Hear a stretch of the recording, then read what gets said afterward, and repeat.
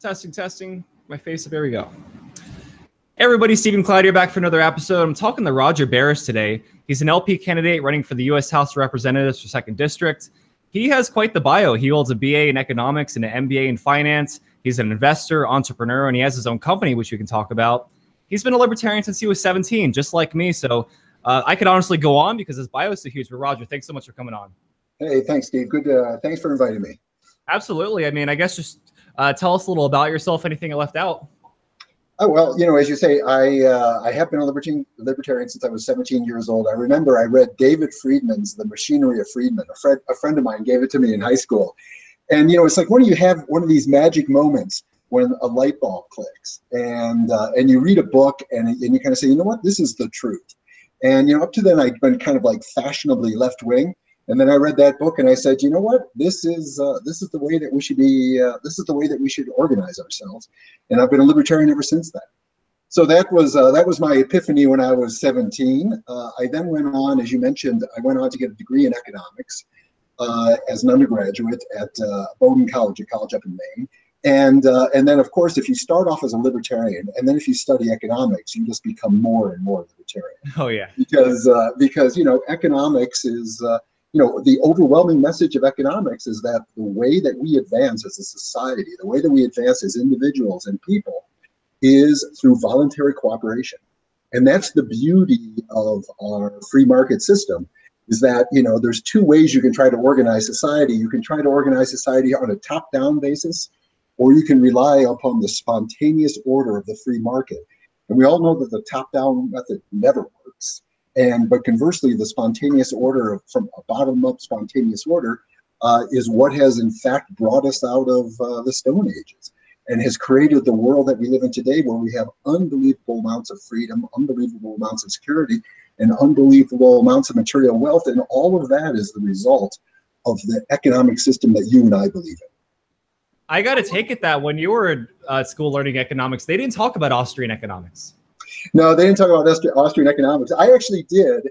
First off, I wouldn't necessarily call myself an Austrian economist. I think that, I'm kind of in the world of Milton Friedman, where he famously said, there's no Austrian economics, there's only good economics and bad economics. But when I was learning as an undergraduate, I had the usual selection of Marxist professors. And I was actually the tutor for the department. So in my senior year. So these guys would go off, the freshmen would go off and they'd be taught their Marxist nonsense in class. And then they would come to my tutoring sessions, which were, I think on Thursday nights, once a week. And I would say to them, no, everything you've learned is nonsense. This is the way the world works. And as a matter of fact, there's some guys I'm still in touch with whom I met and corrupted or influenced, shall I say, because they attended my tutoring sessions. Wow, that is awesome. So, I mean, I guess you've seen a lot in your time. I guess one thing I want to talk about first is your business. Tell me about your business. Yeah, so I went as an undergrad. I studied economics. I then went off and lived for a year in Japan, where I was teaching English and doing some other stuff. I actually got out of school a little early, so I was able to take some time off and go to Japan. Then I came back. I got an MBA in finance. And then I went off and worked in New York for a number of years, from 1985 to 1990. And when I was working in New York at that period of time, I was basically on the trading floor. But actually, one of my first jobs when I was working in New York was working in Exxon in their treasurer's office. And then I started to see really on firsthand how government regulations completely corrupt decisions that are made by businesses. And I always used to think to myself, it was how perverse it was that I could sit there in New York and just by shuffling papers and some clever structuring with accountants and lawyers, I could produce much more value for the company than dozens of petroleum engineers back in Houston. And that's the system we've created. And obviously that is a completely perverted incentive that has an enormous impact on business. I mean, this is a really good segue because you've worked for Goldman Sachs, you've worked for other banks. Yeah. Were you aware of the problems with things like fractional reserve banking and the Federal Reserve before you started working at these places, or did working at Goldman Sachs kind of make you open your eyes? Well, I would say, yeah. I mean, so for example, I worked at Goldman in New York, and then I worked in, and then I quit working, lived in France for a while, and then Goldman rehired me in London. And really what you started to see about 2005, 2006, 2007, and by then I was leading a group which was responsible for making investments of Goldman Sachs's own money, right? And so, and Goldman Sachs and the subsequent firms that I worked for, their own money. And what you started to see was how corrupt or how corrupted the financial markets were by the Fed's policies at that point in time. The craziness of artificially low interest rates, the fact that it forced people, the expression is TINA, there is no alternative. So it basically forced people to do very risky stuff that made very little economic sense, because that was the only way they could get any kind of reasonable yields. So for me, the original corrupting influence and the backdrop for the financial crisis in 2007 and 2008 was the fact that the Fed kept interest rates artificially low. I always laugh when people say that the cause of the financial crisis was greed. I always say that that's like saying that, well, the reason the plane fell from the air is because of gravity. It means nothing. But, there's always greed, just like there's always gravity. And so you have to ask yourself, why is it that sometimes greed overwhelms fear, which is the countervailing factor? And in that case, it's usually because the Fed has completely distorted the signals that the market needs by keeping interest rates artificially low. And when I did not lose money either personally or for my group or for my employer in the financial crisis. And the biggest reason for that is because with my Austrian sensibilities, I basically said, you know what? This world is crazy. It's going to blow up. I don't know how or when it's going to blow up, but I knew it was going to happen. Peter Schiff has been talking about this stuff for a long time, and he and me and like many others think that the next crash is really going to hurt. The 2008 crash is pretty bad, no doubt. But I mean, I think one of the problems related to the housing crash is just this fetish we have in getting people in homes that, right. Even if you're a single person, you definitely don't need a 5,000 square foot house. Let's get you in that house, even if you don't need it, even if you'd probably be fine in a 1-bedroom apartment. I forget the percentage. I think it's like 60% of the U.S. owns homes, something like that. But there's that fetish that, we need to give people things they don't need. I was reading a Thomas Sowell book the other day, and he's talking about how, I think in San Francisco, if you're in a family and you earn like $100,000, you're considered low income. So we subsidize this. Imagine you earn $100,000 a year and you're considered low income. $100,000 a year, most people could do great in most parts of the country. Look at you've put your finger on a number of things. You're absolutely right. I mean, one of the, I think that the most recent, the tax plan put in place by the Trump administration was really in many respects a lost opportunity, but they did do some good things. And one of the good things they did was they started to cut back more on the incentives we have to homeownership through the deductibility of interest. You're absolutely right. We do have an absolute fetish. As you know, during the financial crisis, the worst offender in terms of promoting subprime loans was the government.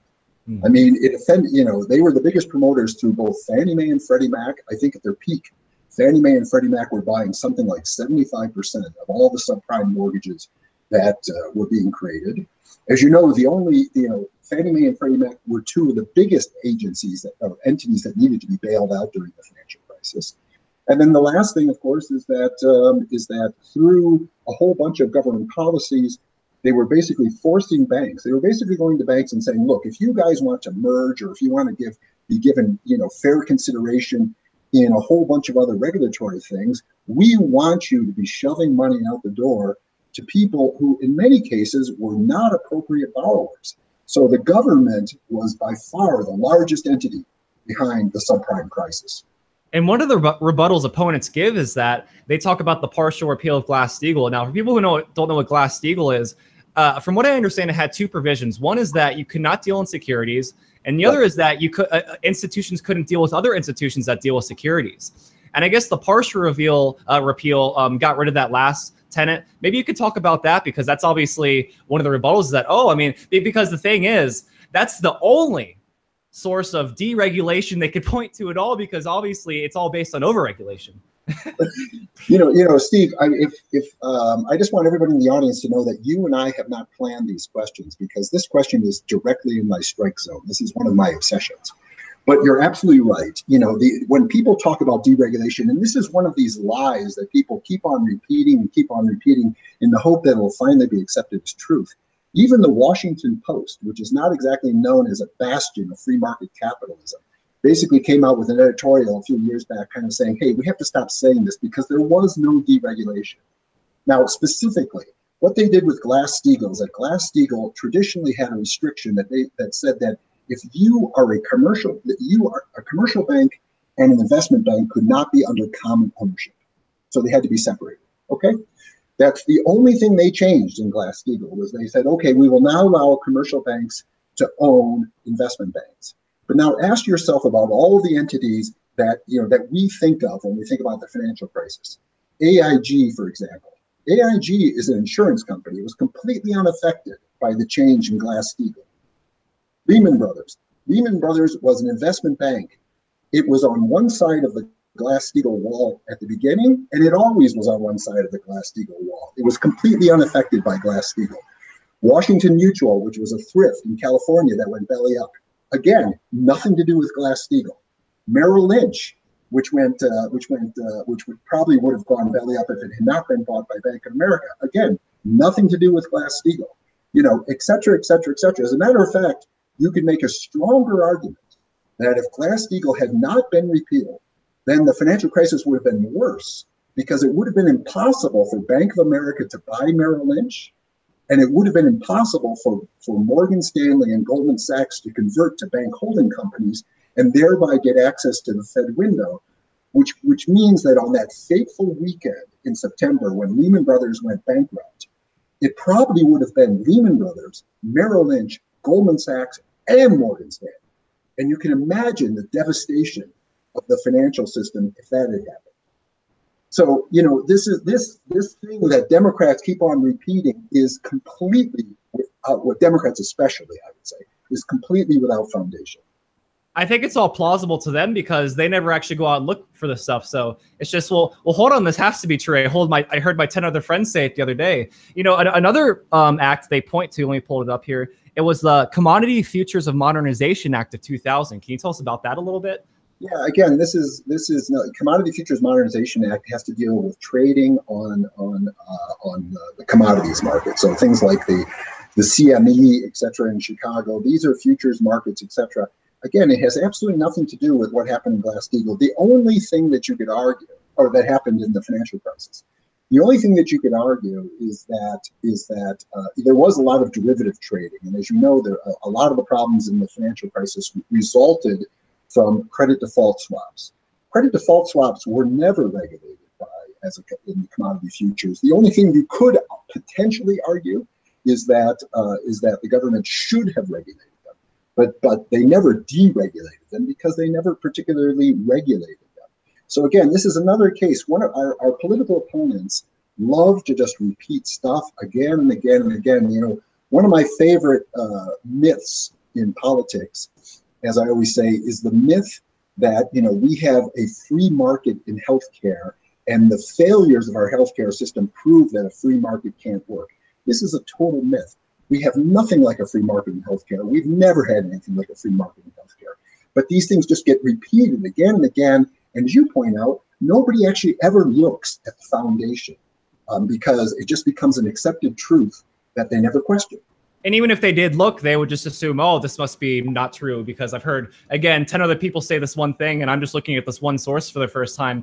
I don't know if you're aware of Dr. Mary Ruwart. She's wonderful, but she has a new book titled Death by Regulation. I had her on, I forget which episode it was, but it's an amazing book because she talks about exactly what we're talking about, that our healthcare system nowadays is essentially based on how often you can get into the doctor for checkups. And it just inundates the system with all this nonsense versus actually promoting things like good medicine. And one thing she points out is that there's kind of this idea that we should be against medicine. Well, not exactly. The way the FDA works right now, they make it very, very expensive to create drugs. Why is EpiPen so expensive? Well, because of patent laws and, you have a monopoly on production. What do you think about all that? Well, look, first off, I know Dr. Mary Ruwart, and she was obviously a Libertarian Party candidate a number of years ago. but she's absolutely right, and this is something I've written about extensively. My training is in economics, but I have a particular interest in this area. First off, it's very important, but you're absolutely right. As I always say, look, at the end of the day, the problem with U.S. healthcare is price. Why is it so incredibly expensive and incredibly unpredictable, right? And what economics teaches us is that price is the intersection between two things, supply and demand. And the reality is that the government has been distorting both supply and demand for years. On the demand side, the fundamental problem is that 85 to 95% of our healthcare costs are covered by somebody else, right? And I always say to people, if your dinner was being paid, 89 to 95% of your dinner was being paid tonight, guess what? You would be eating steak every night, and there would be no prices on the menu. Right? So that's exactly what we've done on the demand side, and we've distorted it because, as you know, there are huge tax benefits to compensating people through overinsurance. And some of the things that occur in this healthcare system, it almost sounds unbelievable. I had a friend who was at a hospital recently, and literally this is what happened. He was talking to the doctor, and he was making a joke saying like, oh, I need a cigarette right now. He doesn't smoke cigarettes. That's the point. So right. the doctor said to him, oh, you should quit smoking, by the way. And the guy again says, hey, I was just making a joke. I don't smoke. He looks at his bill when he receives it like a week or two later, and there's a little charge there. It says smoking cessation session, less than 5 minutes. Yeah. So some of the stuff sounds unbelievable. Yeah. No, but you're right. But we have exactly the distortion that we would expect. And actually, as you remember, Gary Johnson back in 2016 used to run around, and he was right. He would say that, look, there's an example of part of healthcare which functions the way the rest of the market functions, which is laser eye surgery. Okay. And the reason it functions is because the people who consume are the people who pay, all right? Which means that when you go into a laser eye, go in for laser eye surgery, first off, the price has done nothing but fall for the last 30 to 40 years. So when you hear all these people say, yeah, the reason medicine's so expensive is because of all this technology. No, technology makes things better and cheaper. It doesn't make them more expensive, okay? And that's exactly what is done in laser eye surgery. And likewise, you walk in for laser eye surgery and you know exactly what you're going to pay. And that's what a free market in healthcare would produce. And we have the last thing in the world from that. There's distortions, massive distortions on both sides. As you point out, FDA, generics should be much easier to get at than they are. It should be easy to import drugs from abroad. All of these things are crony capitalism, favors to the pharmaceutical companies that the government has imposed. This is not the free market. I think a lot of libertarians fall into the trap of thinking that insurance itself is bad. Well, no, insurance definitely has a place in a free market, but I was watching this one doctor on John Stoss one time, and he's talking about how once he got insurance companies out of the way and started providing direct care, direct from doctor to patient care, his costs just plummeted. His overhead just plummeted. Sure. I guess that's another thing. The way insurance is now embedded in the system, it definitely screws everything up. Yeah, but again, insurance, as I always say, is that, look, I have insurance for my automobile, which means that if I crash my automobile and destroy it, someone pays it. But my insurance doesn't pay for routine oil changes and worn tires, okay? The insurance, real insurance, by definition, is always catastrophic, right? People should be insured, of course, but they should be insured for some type of catastrophic event.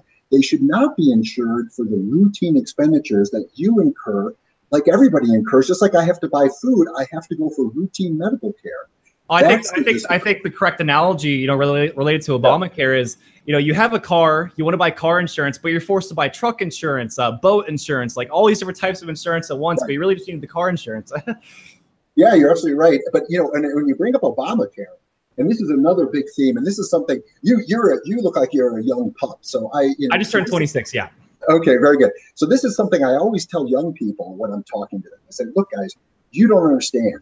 The system by definition is skewed against you because the government always favors the status quo against the future. And guess what you are? You are the future. Okay. So in so many ways, the government is detrimental to young people.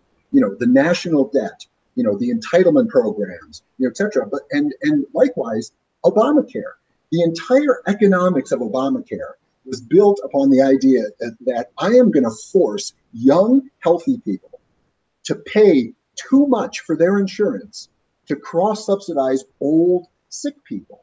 The world, and this, it also is an environment where older people are actually much wealthier than young people. And Roger, the way I've always thought about it, if you're a poor person and you have a $5,000 deductible and you have no money in the bank, for all intents and purposes, you're uninsured.